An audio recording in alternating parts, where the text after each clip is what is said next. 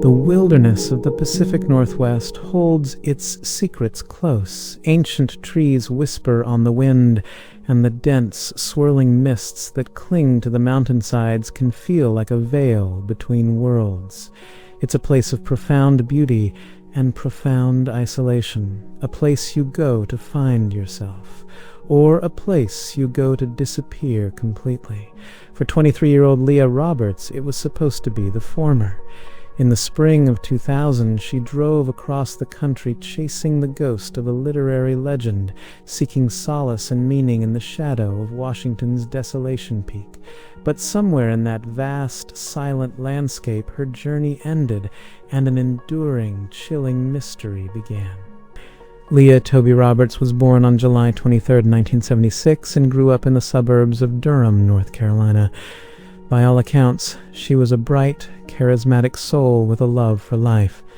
She was close to her family, especially her older sister Kara and her brother Heath. Friends described her as personable and clever, with a great smile and a warm presence that drew people in. She was an old soul, wise beyond her years, with a passion for language, poetry, and travel.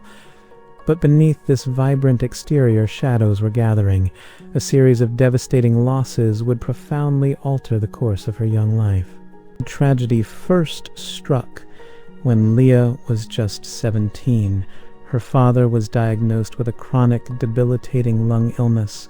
Then, during her sophomore year at North Carolina State University, her mother died suddenly and unexpectedly from heart disease. The grief was immense, a 1-2 punch that left the close-knit family reeling. Leah, deeply affected, took time off from her studies in Spanish and anthropology to be with her family. As if fate hadn't been cruel enough, in the fall of 1998, Leah was involved in a horrific car accident. A large truck pulled out in front of her, and the resulting collision left her with a punctured lung and a shattered femur. She would later tell Kara that in the moments of the crash, she felt she was going to die. Surgeons had to implant a metal rod in her leg to help it heal. This near-death experience became a defining moment. Leah felt as though she had been born again, given a second chance at life. In the spring of 1999, just 3 weeks before she was scheduled to depart for a field study program in Costa Rica, the final blow fell. Her father, after his long illness, passed away. Now an orphan at just 22, Leah was faced with a choice. Despite her grief, she decided to go on the trip, perhaps seeking a change of scenery, a way to process the immense loss. It was a decision that would change her perspective on everything. The experience in Costa Rica was transformative. Surrounded by a new culture and a different way of life, Leah became deeply interested in life's adventure. She felt a pull to see the world, to live more fully. When she returned to North Carolina, this new perspective clashed with the structured path she had been on, against the wishes of her siblings, who urged her to finish the final few months of her degree. Leah dropped out of university. Freed from the constraints of academia, Leah began to craft a new life for herself. She learned to play the guitar, delved into photography, and became a fixture at local coffee houses like Cup Joe in Durham. There, she would spend hours writing poetry and journaling, exploring her thoughts on the meaning of life. She adopted a kitten she named Bee, a small companion for her new chapter. During this time, Leah became deeply fascinated with the writers of the Beat generation, particularly Jack Kerouac. She was captivated by his novels like On the Road, which romanticized a life of spontaneous travel and freedom from societal norms. She spoke with her roommate Nicole Bennett and a friend, Janine Quiller, about emulating Kerouac's journeys, about hitting the open road to see the American West. One book in particular held a special significance for Leah, The Dharma Bums 3. In it, Kerouac recounts his experience working as a fire lookout on Desolation Peak, a remote mountain in the North Cascades of Washington State Levin. The idea of this spiritual retreat, of finding clarity in the vast, untamed wilderness, resonated deeply with Leah. It was a seed being planted, a destination taking shape in her mind. On the morning of March 9th, 2000, Leah spoke with her sister Cara on the phone. They discussed her uncertain future plans, and the conversation ended with a casual understanding that they would see each other soon. Later that day, she made plans with her roommate Nicole to go babysitting together the following day. There was no indication that anything was out of the ordinary. But when Nicole returned home from work later that afternoon, she found the apartment quiet. Leah and her white 1993 Jeep Cherokee were gone. At first, Nicole wasn't overly concerned. Leah's schedule had been fluid since she'd left school. But the next day, Leah missed their babysitting appointment. By March 11th, with no word from her, concern began to mount among her friends and family. On March 13th, Cara officially reported her sister missing to the Durham police. Back in Leah's room, her sister Cara and roommate Nicole made a discovery that offered the first real clue. On her dresser was a folded piece of paper. On the outside was a drawing of the Cheshire Cat's grin from Alice in Wonderland, a character known for its mischievous disappearing acts. Inside was a cryptic note, dated March 9th. It was both reassuring and perplexing. The note began, "This is to cover bills for while I am gone. Remember, everyone is together in thoughts and prayers, and time passes quickly. Have faith in me yourself." It continued with a line that would become central to the mystery. "No, I'm not suicidal. I'm the opposite. Remember Jack Kerouac." Wrapped with the note was a significant amount of cash, enough to cover her share of the rent and expenses for about a month. It was a clear indication that she planned to return. The reference to Kerouac, combined with her recent conversations, gave her family a destination. Cara now felt certain Leah was heading to the Pacific Northwest on her own Dharma Bum's pilgrimage to Desolation Peak. The note, while strange, seemed to suggest a journey of self-discovery, not a flight from life. Her family, though worried, held on to the belief that she was on an adventure and would be back. Since Cara still had power of attorney over Leah's finances from her trip to Costa Rica, she was able to access her sister's bank records. The records became a breadcrumb trail, painting a picture of a young woman on a mission. On the afternoon of March 9th, the day she left, Leah had withdrawn several $1,000s in cash. Her debit card was then used to pay for a motel room near Memphis, Tennessee. The transactions continued, tracing a rapid path westward. Gas, food, lodging. Leah was moving with incredible speed. It took her only about 4 days to cross the entire country, a journey of nearly 3,000 miles. This pace seemed to contradict the idea of a leisurely, soul-searching trip. It felt more like a race, as if she had a specific deadline or destination she was desperate to reach. The last confirmed activity on her bank account occurred in the early morning hours of March 13th. A receipt found later in her car showed she purchased gasoline in Brooks, Oregon. Security footage from the gas station was recovered. It shows Leah alone paying the clerk. While she doesn't appear to be in immediate distress, she repeatedly glances out the door towards the parking lot, as if checking on someone or something just out of frame. The cameras unfortunately didn't cover the exterior. Later that same day, March 13th, another piece of her journey came to light. Her siblings, after traveling to Washington themselves, would find a ticket stub among her recovered belongings. It was for a 2:10 p.m. showing of the film American Beauty at the Bellis Fair Mall in Bellingham, Washington, a city nestled near the Canadian border and the gateway to the North Cascades. Leah 14 had reached her destination. After the movie, it's believed Leah went to the Elephant and Castle, a pub and restaurant located within the mall, for a meal. Point 5. What happened in that restaurant is a point of contention and one of the most puzzling aspects of the case. Two men who were sitting at the counter on either side of her would later come forward with conflicting stories. Both men recalled making small talk with Leah. She was open and friendly, telling them about her admiration for Jack Kerouac and her cross-country journey of self-discovery. But their accounts diverge on one critical point. One of the men claimed that Leah left the restaurant alone. The other man, however, told investigators a different story. This second witness, a man who happened to be a mechanic with a military background, claimed that another man entered the restaurant and Leah greeted him as Barry 12. He provided a detailed description of this Barry, enough for police to create a composite sketch. He insisted that Leah left the restaurant with this man.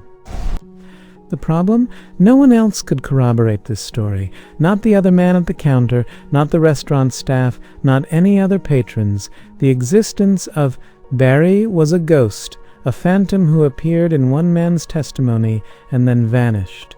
17. The man who provided the story of Barry was looked at with suspicion by investigators, but with no other evidence, it remained a frustrating, unverified lead. From the moment Leah left the Bellis Fair Mall on March 13th, the trail goes cold.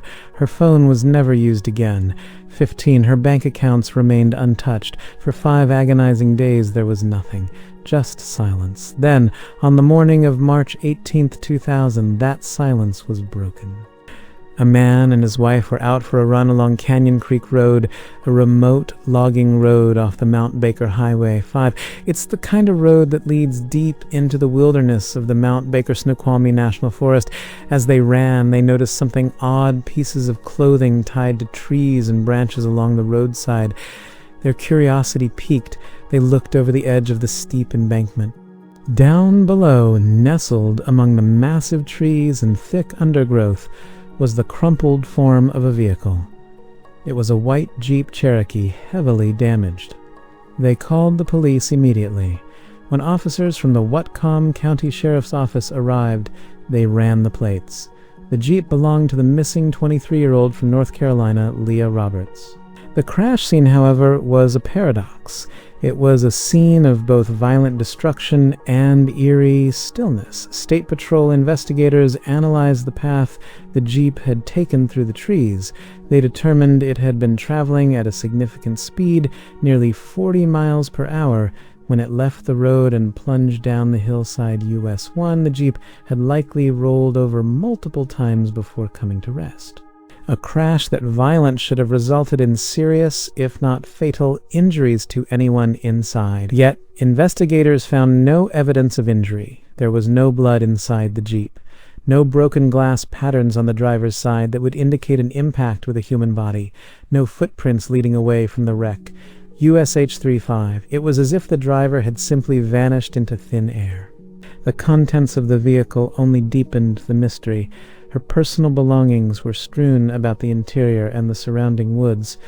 Her passport, checkbook, driver's license, clothes, her cherished guitar, and CDs were all there. Tucked inside the pocket of a pair of pants was a large sum of cash, approximately $2,500. Robbery clearly was not a motive. They also found an empty cat carrier and a small amount of cat food, confirming that Leah's kitten, Bia, had been with her on the trip T1. The tiny animal was also missing, with no trace of what might have happened to her. This small, sad detail added another layer of heartbreak to the scene. But the most disturbing discovery was found inside the Jeep, tucked carefully under a floor mat. It was her mother's diamond engagement ring. Friends and family were adamant this was Leah's most prized possession, a tangible connection to the mother she had lost. She wore it constantly and would never, under any circumstances, have taken it off voluntarily. Finding it hidden in the car was, for them, a terrible sign. Adding another layer of strangeness, blankets and pillows had been hung or placed over the Jeep's shattered windows. It gave the impression that someone may have used the wrecked vehicle as a makeshift shelter after the crash. But who? And why? A thorough search of the area was conducted, with search and rescue teams and K-9 units combing the dense forest, but they found no sign that anyone had walked away from the vehicle. The initial theory was that Leah had perhaps suffered a head injury in the crash and wandered off into the woods. in a disoriented state. 7. Her family, arriving in Washington on March 21st, checked local hospitals hoping to find a Jane Doe who matched her description, but there were no records of anyone else. 5. The complete lack of blood at the scene made a significant injury seem less likely, and the theory began to crumble. Another possibility was that Leah had staged the crash to disappear and start a new life. The Kerouac-inspired journey, the cryptic note, it all fit a narrative of someone wanting to shed their old identity. But this theory had its own problems. Why leave behind thousands of dollars in cash, a passport, and her most sentimental possession? People starting a new life typically take their resources and identity documents with them.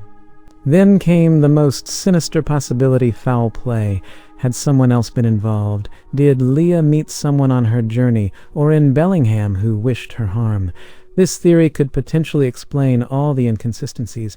An attacker could have forced her to drive to the remote location, staged the crash to mislead investigators, and then abducted her, taking her from the scene. A week after the Jeep's discovery, a strange phone call came into the Whatcom County Sheriff's Office. An anonymous man claimed that his wife had seen Leah at a gas station in Everett, Washington, closer to Seattle. He said the woman, who he was sure was Leah, appeared disoriented and confused and might not have known who she was. 3. Before the dispatcher could get more information or a name, the man panicked and hung up. The call was untraceable. Investigators found this tip credible, but without being able to speak to the witness again, it was another dead end. Could this have been Leah, suffering from amnesia after some unknown trauma? Or was it a mistaken identity? Or perhaps, as some have theorized, was the caller somehow involved, attempting to throw the investigation off track by suggesting Leah was still alive but lost? The questions piled up, each one more troubling than the last. The investigation stalled. The perplexing scene, the conflicting witness statements, and the anonymous tip all led nowhere. The forest guarded its secrets, and Leah Roberts had vanished. For years the case grew cold. The file sat on a shelf, a testament to a family's unanswered prayers and a detective's frustrating mystery. Then, in 2006, the case was handed to a new team of detectives. They decided to re-examine every piece of evidence with fresh eyes and new technology. They brought in the FBI and towed the Jeep, which had been in an impound lot for years, to a police garage for a thorough forensic analysis, determined to see if anything had been missed. They started with something the original investigators had overlooked. They popped the hood of the Jeep, and there they found the bombshell that turned the entire case on its head. There were signs of tampering. A wire connected to the starter relay had been cut. This was a game changer. Cutting this specific wire would allow the vehicle to accelerate without anyone needing to depress the gas pedal. It confirmed the early suspicions that the crash had been staged. Someone with mechanical knowledge had likely rigged the Jeep to drive itself off the road, creating a fake accident scene. Leah 5 was almost certainly not in the vehicle when it crashed. The new forensic sweep yielded more. A clear, unidentified male fingerprint was found under the hood of the Jeep Swin, and using more advanced techniques than were available in 2000, technicians found male DNA on an article of Leah's clothing that was recovered from the scene Swin. These were the first hard pieces of physical evidence pointing to an unknown third party being involved. This new evidence cast immediate suspicion back on the man from the Elephant and Castle restaurant, the mechanic with the military background who told the story of Barry. His knowledge of mechanics made him a person of interest. Investigators tracked him down and obtained his fingerprints and DNA for comparison. The results were another frustrating setback. The fingerprint found under the hood was not a match to him. It's publicly unknown if his DNA was a match to the sample found on her clothing, but since no arrest was made, it's presumed it was not. The mysterious Barry remained a ghost, and the source of the DNA and fingerprint remained unknown. The trail once again went cold. Over 2 decades have now passed since Leah Roberts vanished into the mists of the Cascade Mountains. The questions that haunted the case in 2000 remain just as potent today. The theories continue to swirl, a mix of heartbreaking possibilities. Could she have met with a random tragic accident in the wilderness? It's possible, but it doesn't explain the staged crash, the tampered engine, or her most precious ring being left behind. The evidence strongly points away from her simply getting lost. Did she choose to disappear? Her sister Kara has always found this difficult to believe. Given the profound losses their family had already endured, she doesn't think Leah would willingly inflict that kind of pain on them. I can understand Leah's needing to get away and find some peace within herself, Kara has said. But considering the loss that our families experienced, it's difficult for me to think that she would leave us open for another loss like this. This leaves the most likely and most terrifying theory foul play. Did Leah, full of life and on a quest for spiritual meaning, cross paths with a predator? Did the man she met at the restaurant Barry actually exist? Or was the mechanic who spoke of him the real danger, inventing a phantom to deflect suspicion? Was she targeted by someone who saw a young woman traveling alone as an easy victim? The story of Leah Roberts is a haunting triptych of grief, hope, and mystery. A young woman forged by tragedy seeks to redefine her life on her own terms.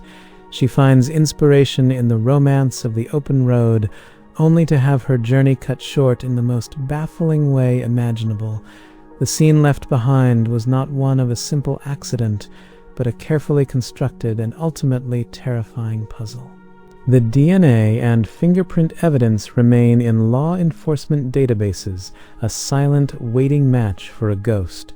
Perhaps one day a new lead, a new technology, or a guilty conscience will finally provide the answers that Leah's family has been waiting for more than 2 decades. Until then, the forest keeps its secrets. Somewhere in the primal wilderness of the Pacific Northwest, under the shadow of the mountain that called to her, the truth about what happened to Leah Roberts waits. Her story is a chilling reminder that sometimes the search for oneself can lead to the darkest, most unexpected of places. And sometimes the road doesn't lead to enlightenment, but simply